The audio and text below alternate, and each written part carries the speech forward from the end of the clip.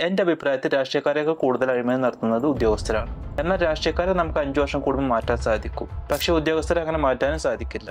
ഇന്നത്തെ വീഡിയോയിലൂടെ നമുക്ക് ഏറ്റവും കൂടുതൽ അഴിമതി നടക്കുന്ന 11 ഡിപ്പാർട്ട്മെന്റ്സും അഴിമതിക്കാരുടെ പെർസെൻറ്റേജും ഒന്ന് മനസ്സിലാക്കാം. വീഡിയോയിലേക്ക് പോകുന്നതിന് മുമ്പ് വീഡിയോ ഒന്ന് ലൈക്ക് ചെയ്ത് സപ്പോർട്ട് ചെയ്യും.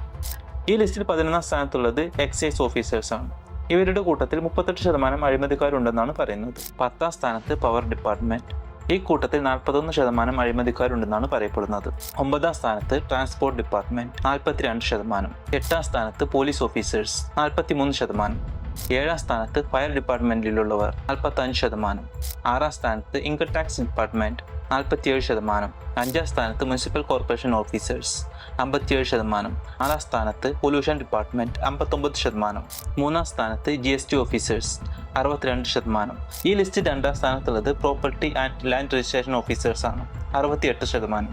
ഈ ലിസ്റ്റിൽ 1ാം സ്ഥാനത്തുള്ളത് എംപ്ലോയി പ്രൊവിഡന്റ് ഫണ്ട് ഓർഗനൈസേഷനിലെ ഉദ്യോഗസ്ഥരാണ്, 69%. ഈ പറഞ്ഞ കണക്കുകളെല്ലാം ഗൂഗിളിൽ നിന്ന് കിട്ടിയതാണ്. പെർസെൻറ്റേജിലും ക്രമത്തിലും ചെറിയ വ്യത്യാസം ഉണ്ടാവാൻ സാധ്യതയുണ്ട്. ഈ വിഷയത്തിലുള്ള നിങ്ങളുടെ അഭിപ്രായങ്ങൾ കമൻറ്റ് ബോക്സിലൂടെ അറിയിക്കുക.